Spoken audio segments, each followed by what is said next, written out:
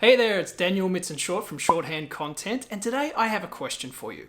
What would you say is the number one mistake that most business owners make when they're trying to market to new customers or prospects? Would you say that it's the pricing strategy, maybe it's the advertising medium, or maybe it's the branding and packaging that they choose? Well, I would suggest that it's something much more obvious. And I want to talk to you about this by giving you an example. Every time you go to your mailbox, your actual physical mailbox, if you still do that these days, you probably notice that there's a pile of junk mail in there, right? Different advertisements, promotions, coupons, offers for credit cards, whatever.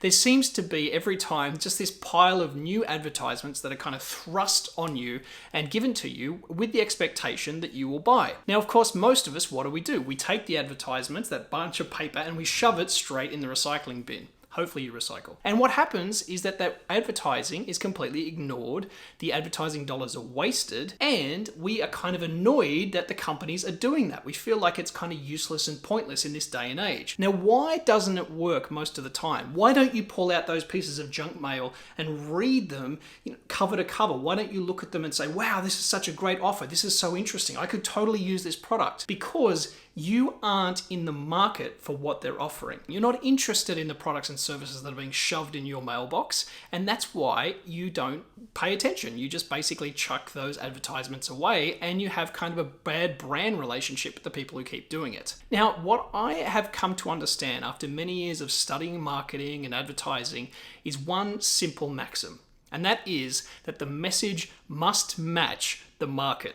Now that's a mouthful. Let me say it again. The message must match the market.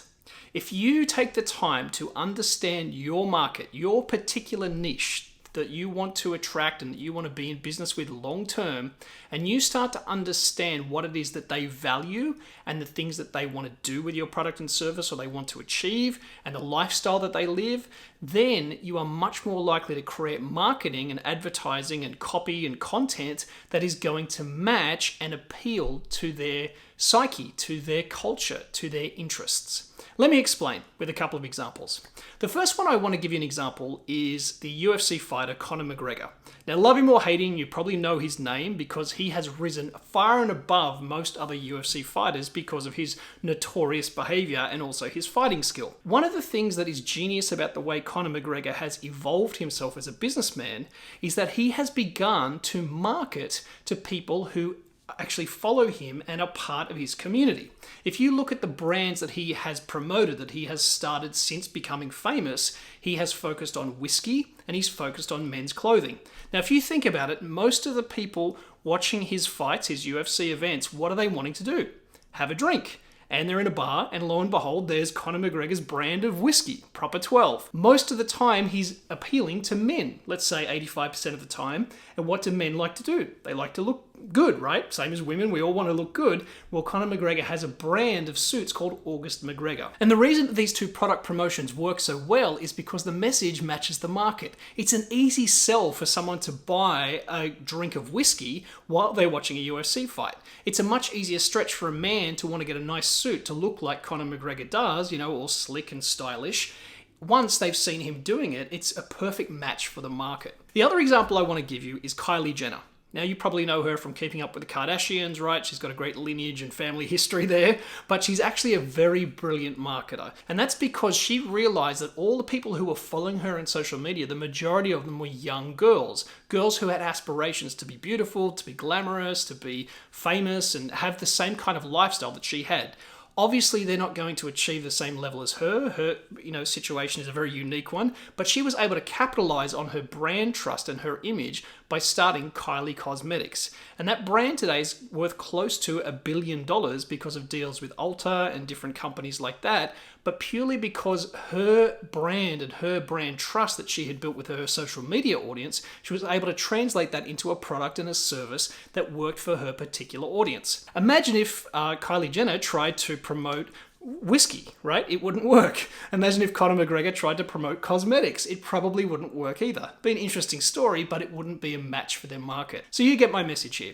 I have one other example for you, and this is more of a business-oriented example, and it comes from 1954. And this is around the famous burger chain called Burger Chef. Now, some of you may not even know what that is. It's kind of one of the original burger chains that was out there around in the 1950s competing with McDonald's. It was also shown in the TV show Mad Men, for those of you who are fans. And Burger Chef were famous for one particular reason, because they noticed that their customers were coming into the store and they were ordering a burger, fries, and a soda. So Burger Chef noticed this common behavior in their customers and decided to capitalize on it. They created the world's first value meal of a burger, fries, and a soda. Now, anywhere you go around the world today, you'll probably notice this same trend in fast food restaurants. Everyone offers some sort of value or combo meal.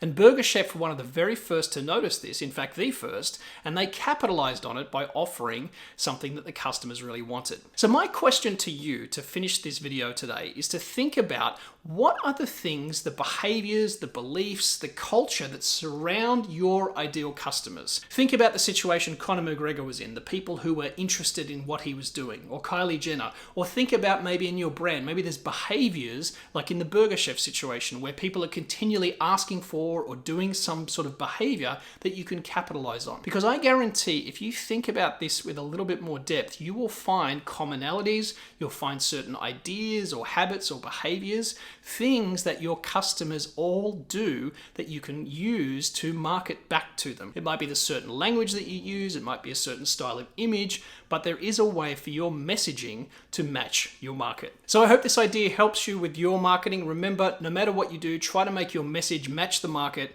and you will have a much easier time getting customers to buy into you, trust you, and to buy from you. I'm Daniel Mitson Short from Shorthand. Thanks for watching, and I'll see you next time.